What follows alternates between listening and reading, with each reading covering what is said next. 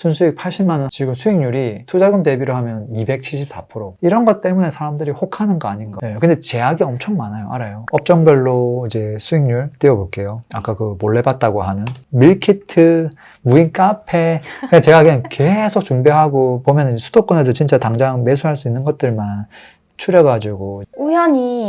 아주 우연히 랭군님 노트북에 켜져 있는 창업 관련된 엑셀을 제가 봤거든요. 아주 우연히. 네. 투자금별로 수익률이 다 적혀 있는 거예요. 뭐 카페나 공간 임대업이나.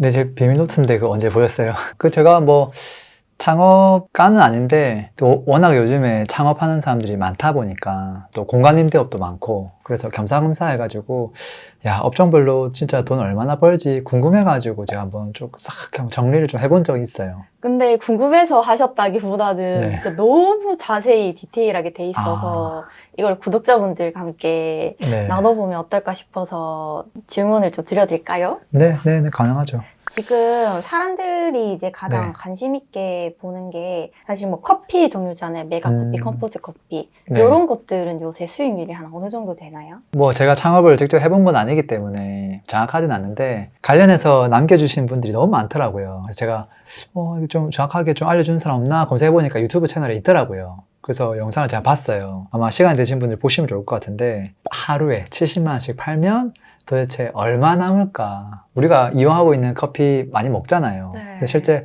얼마나 벌고 얼마나 남기는지는 모르는데 다들 궁금해 하잖아요. 근데 이제 자영업 하시는 분들 다 아실 거 아니에요. 그래가지고 한번 조사해 봤더니 뭐 이렇게 나오더라고요. 지금 보면은 뭐 수입이 70만 원씩 해서 그냥 30일 다 해준 것 같아요. 쉬는 날 없이. 그럼 뭐 2,100만 원 버는데 빼야 될 게 많잖아요. 일단은 다 내 돈이 아니라 일단 재료비 빼야 될 거고 재료비가 업종마다 다 다를 거예요. 근데 여기는 지금 이제 34% 정도 뺐더니 또 700만 원 이상 빼야 되고 또 임대료 빼야 되고 인건비 빼야 되고 물론 이제 인건비는 사실 차이가 많을 거예요. 본인이 얼마나 일을 하냐에 따라 그리고 뭐 로열티, 판매 수수료, 배달 수수료도 천차만별이겠죠. 뭐 광고 어떻게 하냐에 따라 뭐 관리비, 기타 잡비 또 세금도 좀 했을 때 보면 최종적으로 290만 원 남기거든요. 수익률로는 이게 한 13% 정도 되네요. 무조건 이렇게 된다가 아니라 왔다 갔다 하겠죠. 매출이 안 나오면 더 떨어질 거고 고정비는 또 잘 안 빠지니까 재료비는 빠질 수 있겠지만 나머지가 안 빠지잖아요. 이 정도 선에서 움직이지 않나 이런 생각을 해요. 근데 이제 우리 일상생활에서 볼 수 있는 게 가끔씩 1년에 한 번 정도 만화 카페를 가거든요. 진짜요? 아이들이랑 같이. 스트레스 워낙 많이 받을 테니까 그래서 그냥 아무 생각 없이 만화 보면서 과자 주워 먹으면서 집 근처에 갔는데 손님 막 줄 서 있는 거예요. 젊은 친구도 엄청 많고 근데 만화 카페 창업하는데 3억 이상 넣어야 돼요. 많이 들어요. 아니 그게 보면은 요즘 만화 책만 있는 게 아니잖아요. 가면 뭐 음료수 주죠, 뭐 밥도 다 내어주죠. 그다음 공간도 보면은 이렇게 개별 공간들이 다 인테리어가 돼 있잖아요.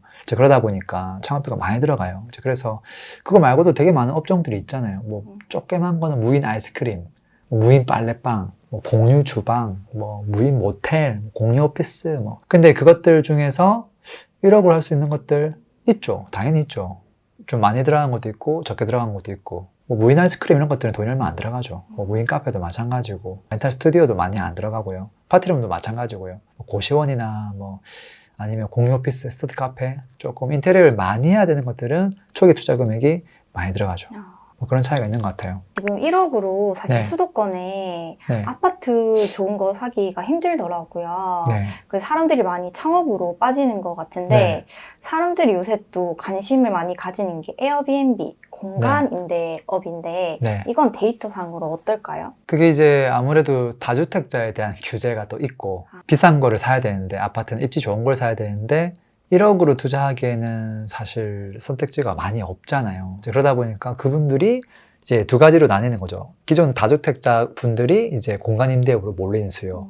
근데 돈이 없는 이제 사회초년생이 창업 중에서도 이제 직장인 분들이 많잖아요. 그래서 공간 임대업으로 몰리는 수요. 이 두 수요가 지금 만나가지고 폭발하고 있는 것 같은데, 요게 이제 저는 이제 안타까운 게 뭐냐면 약간 갭 투자하고 좀 비슷한 것 같아요. 어떤 부분에서요? 갭 투자할 때 사람들이 실수하는 게 입지를 안 보고 그냥 갭만 보고 사잖아요. 네. 창업을 할 때도 창업 그 사업성이 제일 중요한데 그건 안 보고 이 창업할 때 비용만 보고 접근하는 분들이 많더라고요. 특히 그 두 가지 조건이 딱 만족되면 그냥 묻지도 않고 바로 투자를 진행하더라고요. 그게 뭐냐면 창업 비용이 1억 이하인가 한 7천만 원 정도 너무 좋을 것 같고, 그 다음에 이걸 진행했을 때 현금 흐름을 너무 좋아하잖아요. 네. 월 순수익이 한 100만 원만 나오면 좋겠다. 이게 딱 되면 너무 혹하지 않아요? 저도 하고 싶은데요. 7천만 원을 은행에 넣으면 한 달 이자가 얼마인 줄 알아요? 한 3% 3.5% 정도 잡으면 한 달에 한 20만 원 정도 받아요. 근데 만약에 100만 원 이상 나온다? 하면 지금 거의 5배 차이 나잖아요. 그러니까 와 이거 무조건 해야 돼 하면서 줄 서는 거거든요. 잘 생각해보면은 순수익을 100만 원을 모아가지고 1년이면 1200이에요. 6년을 모아야 그게 7000이에요. 감각상각 제거 안 하고. 네. 그러니까 어찌 보면은 무턱대고 선택을 하는 게, 창업하는 게 저는 맞다고 생각하지는 않거든요. 근데 어쨌든 1억 이하로 할 수 있는 것들이 여러 가지가 있는데, 이제 그것들 중에서 사람들이 조금 많이 하는 것들, 아까 뭐 여러 가지 물어보셨는데, 옛날에 한 2년 전부터 엄청 유행했던 게 무인 아이스크림인 것 같아요. 무인 아이스크림을 제가 이제 여러 이제 가게들 매물 나와 있는 걸 쫙 보면서 이 업종의 본질이 뭘까 딱 만들어 봤거든요. 결국은 재료비가 제일 많이 차지하거든요. 아이스크림 팔았을 때 내가 안 만들었잖아요. 기본적으로 60%는 재료비예요. 생각보다 엄청 높네요. 내가 1000만 원치 팔아도 400만 원만 순수익인데 거기서부터 이제 비용을 차감하고 들어가야 돼요. 가끔씩 이제 진열 조건을 또 같이 또 제시하면 또 그게 또 10%더 빠지기도 하거든요. 그럼 결국 월세 내고 기타 비용 내면 한 10%가 순수익이에요. 물론 모든 매장이 다 그렇지는 않지만, 그래서 이 업종은 어찌 보면 재료비가 참 많이 차지하고 있고 월세가 대단히 중요하다, 이런 것들을 알 수 있고요. 반면에 이제 무인 카페 뭐 이런 것들은 재료비가 없잖아요. 왜냐면 공간만 파는 거지 물건을 파는 게 아니다 보니까. 그래서 이 업종 같은 경우는 월세 비중이 굉장히 높아요. 입지가 더 중요하구나. 그쵸. 그래서 월세 비중이 한 대략 매출의 한 30%에서 왔다 갔다 해요. 이걸 얼마나 더 작게 하느냐가 성공의 요인이 되는 거죠. 나머지 것을 쭉 다 빼고 나면 순수익이 한 30%에서 왔다 갔다 하거든요. 여기서 이제 매출이 줄면 사실 순수익이 그 정도 안 되고 쫙 줄어요. 매출이 늘면 뭐 이 정도 커버할 수 있고. 에어비앤비나 공간임대업 중에서 그나마 좀 수익률이 높은 게 뭐 에어비앤비가 아닌가. 어쨌든 제가 지금 방금 얘기하고 싶었던 건 뭐냐면, 제일 중요한 게 월 100만 원을 남겨 먹는 게 아니라 회수 기간을 꼭 체크해 보시면 좋을 것 같아요. 내 창업 비용을 언제 회수 다 할 수 있느냐. 이게 이제 우리가 상가나 뭐 오피스텔이나 이제 부동산 투자할 때는 월세 수익률을 따지듯이 창업할 때는 수익률이나 마진율 이런 것보다 회수 기간이 제일 중요한 것 같아요. 그러면 지금까지 말씀해 주셨던 것 중에서 네. 가장 수익률 높은 게 뭐예요? 수익률만 놓고 보면 창업비 대비 네. 지금은 에어비앤비가 아닌가. 일단은 기본적으로 컨셉이 직접 매매해서 하는 컨셉은 아니고요. 이제 임대를 구해서 전대차를 활용해서 진행하는 컨셉이고, 결국은 공간이라는 것들을 가장 많이 쪼갤수록 좋거든요.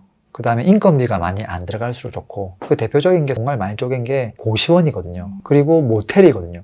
그리고 시간까지 쪼개면 베스트죠. 근데 이제 모텔 이런 것들은 비용이 워낙 크다 보니까 이게 수익률이 조금 그렇게까지는 안 나오거든요. 근데 이제 조그만 걸 진행하고 투자금이 작게 들어간 걸 진행하면 요만큼만 벌어도 수익률이 극대화된 것처럼 보이거든요. 그게 이제 에어비앤비죠. 최근에 이제 같이 공부했던 스터디 멤버가 실제 에어비앤비를 하나 진행했거든요.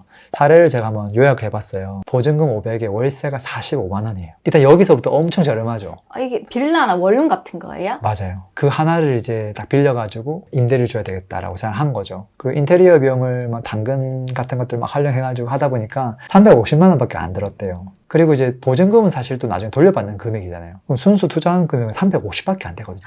3개월 동안 풀로 꽉 찼대요. 단기 임대를 막 줬는데 풀로 다 찼대요. 그러다 보니까 지금 매출이 180만 원이에요. 근데 비용을 제가 100만 원을 잡아줬거든요. 근데 이 사람이 이제 뭐 최소 길게 거주하다 보니까 매일 청소비도 안 들어가고 가끔씩 청소를 해야 되는데 자기가 하겠대. 그러니까 사실 비용 100만 원은 이거는 이제 완전히 그냥 오토로 돌렸을 때 이야기거든요. 순수익이 제가 봤을 때는 거의 한 150만 원까지 나올 수도 있어요. 투자금 350에 대단한데? 그래서 이렇게 하면은 지금 제가 엄청 보수적으로 비용 100만 원 치고 순수익 80만 원 하면 지금 수익률이 투자금 대비로 하면 274%. 미쳤다. 보증금 빼고 하면 또 112%니까. 와. 이런 것 때문에 사람들이 혹하는 거 아닌가. 하고 싶어요. 네, 근데 제약이 엄청 많아요. 알아요. 전입신고도 해야 되고요. 그 다음에 한 개 이상 못 하고요. 합법적으로 하려면 당연히 합법적으로 해야 되는 거죠. 이분도 합법적으로 하고 있고. 그 다음에 또 요즘은 서울 지하철이 지금 강화되고 있어가지고 30년 넘은 주택은 또 안 되는 걸로 또 다시 이제 업그레이드 되고 있어요. 그러다 보니까 점점점 못하게끔 지금 하고 있거든요. 너무 많은 사람들이 달려드니까. 그걸로 인해서 단점들이 있으니까 그렇게 하겠죠. 근데 어쨌든 수익률만 놓고 봤을 때는 에어비앤비 강력한 건 맞다. 야, 강력하다. 이제 현금 흐름 중에서 부동산 또 네. 상가가 있잖아요. 뭐 상가도 있고 뭐 현금 흐름 나오는 거 많죠. 그래서 창업이랑 네. 이런 부동산 임대료 월세 네. 받는 거랑 비교하면 어때요? 저도 안 그래도 그거 너무 궁금해가지고 네. 비교를 좀 해봤거든요. 업종별로 이제 수익률 띄워볼게요. 아까 그 몰래 봤다고 하는. 여러분들 보세요. 깜짝 놀랐다니까요.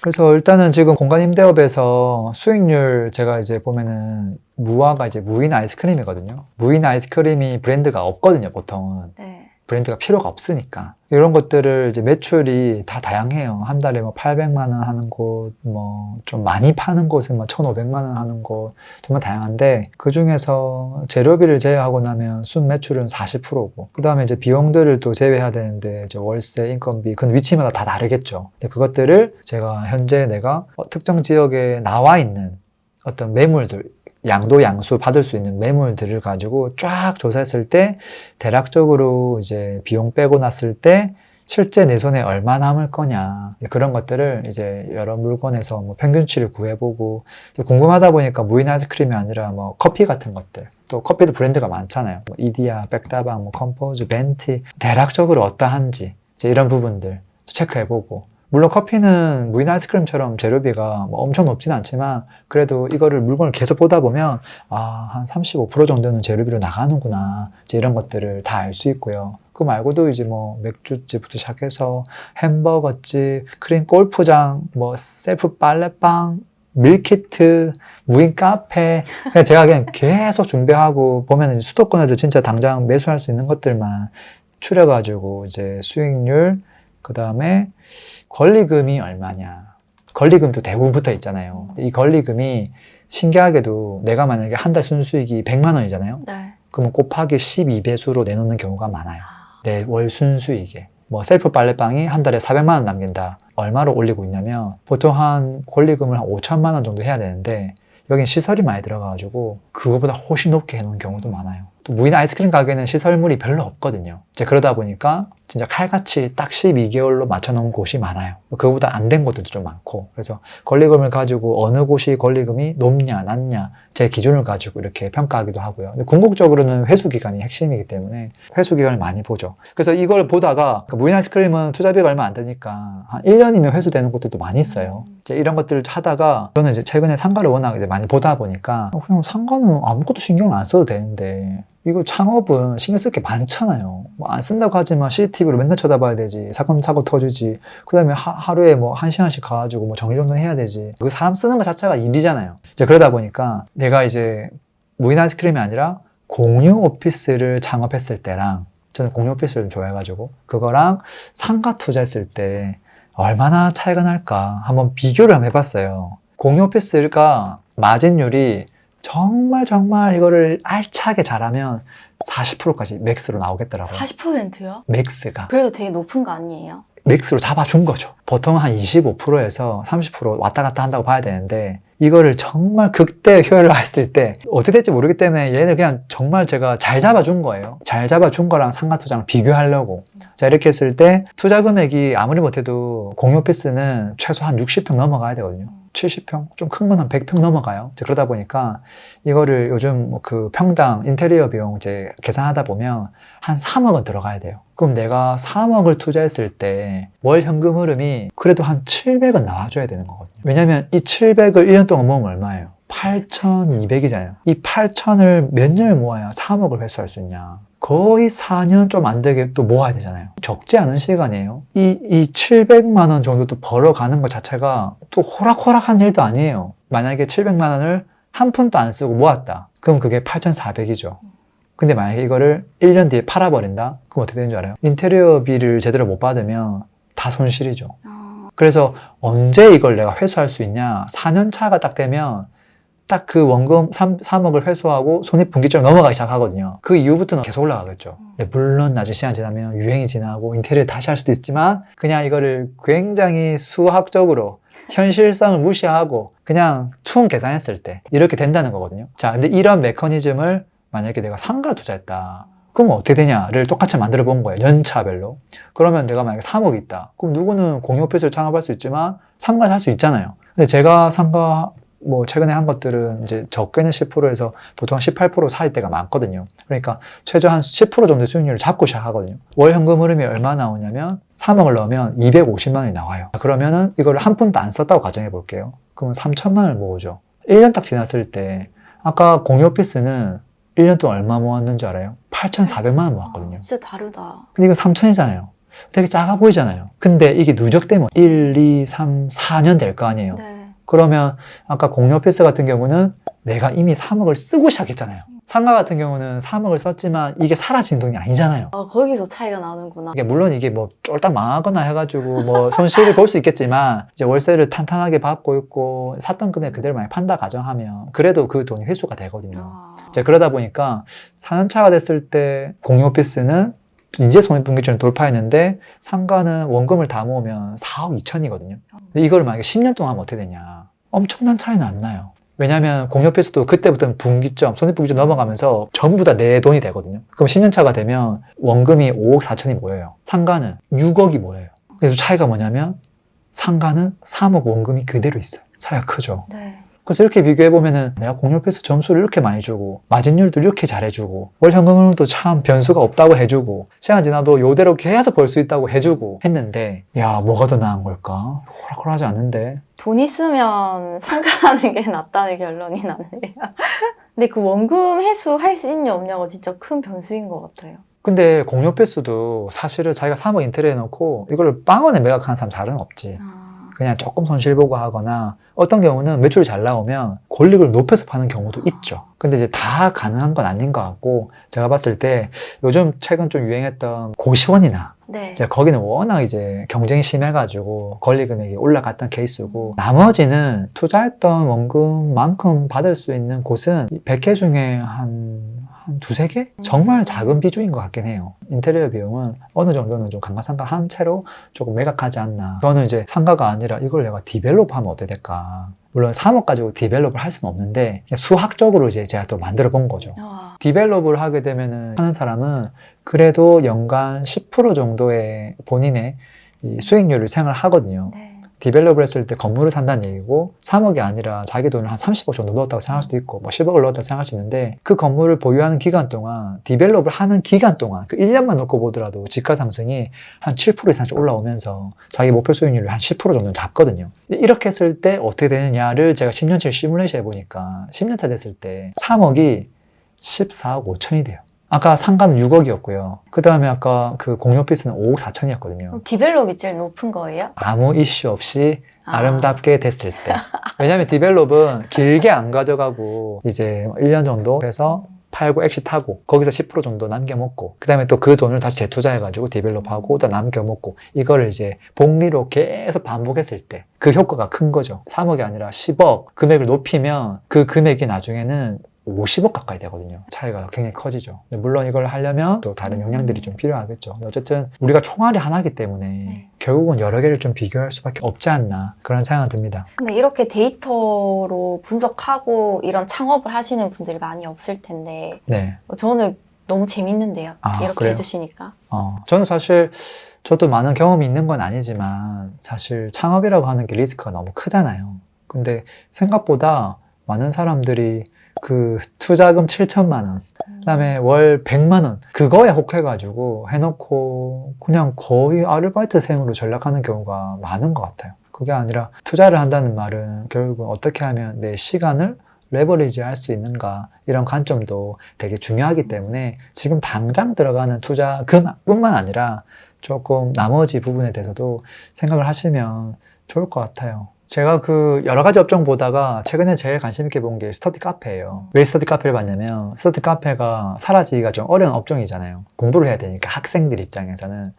그래서 관심 있는 걸 봤는데 걔가 매출이 너무 잘 나오는 거예요. 그래서 1년치 매출 쭉 봤는데 야 이거 너무 훌륭하다. 스터디 카페가 공간을 이제 헬스장하고 똑같이 하더라고요. 좌석을 이제 4주 동안 이제 전기권을 끊어주는 거죠. 근데 이분들이 매일 오느냐? 매일 안 오잖아요. 그래서 자리는 뭐 60석인데 거의 3배수, 4배수까지도 이걸 끊어주더라고요. 헬스장도 1년치 회원권 끊어도 며칠 안 나가잖아요. 네. 이제 그런 것처럼 그 사람들이 동시에 다 오면 아마 기계가 모질할 거거든요. 근데 어차피 안 올 걸 알기 때문에 그렇게 하는 것 같고, 그래서 이제 어느 정도는 수익률이 좀 나오는구나 해가지고 봤는데, 걔를 한 6개월 쫙 모니터링 했는데 그 친구가 이제 2억 5천 정도의 투자금을 들여가지고 싹 다 해가지고 매출을 쫙 끌어올렸거든요. 그러더니 갑자기 얘가 권리가를 3억 5천에 물건 딱 내놓은 거예요. 와, 얘 진짜 난 놈이다 이렇게 생각하고 있었는데, 그 순간 바로 장사 잘 되는 거 바로 소문 나나 봐요. 바로 옆에 같은 층인데 스터디 카페가 바로 오픈했어요. 그리고 그로부터 3개월 뒤에 또 인테리어 관계 더 진행하더니 걔가 또 오픈했어요. 그래서 가봤더니 야, 그때는 만석이었는데 점점 줄더라고요. 그래서 창업은 확실히 하는 건 쉬운데 그때부터 시작인 것 같아요. 변수가 너무 많고 이 진입장벽이 낮은 종목들이 많다 보니까 장난 아니다 그런 생각 들고요. 변수가 많습니다. 그래서 이걸 진행할 때는 그 업종별로 그 업종의 핵심 본질이 뭔지를 잘 알고 그 업종에서 살아남으려면 어떻게 해야 되는지 잘 공부를 한 다음에 창업을 좀 해야 되지 않을까. 뭐 제가 아까 샘플을 몇 개를 보여드렸지만 투자에는 꼭 창업만 답은 아니라고 생각하고요. 저는 오히려 더 시간을 안 들이면서도 조금 더 안전하게, 조금 더 편하게 오늘 현금을 만들 수 있는 방법들도 있다. 근데 이제 그것들을 객관적으로 비교해보고 나에게 맞는 거를 좀 찾아가면 어떨까, 그런 생각들을 합니다. 또 재밌는 네. 데이터 수업 감사합니다. 네, 고맙습니다.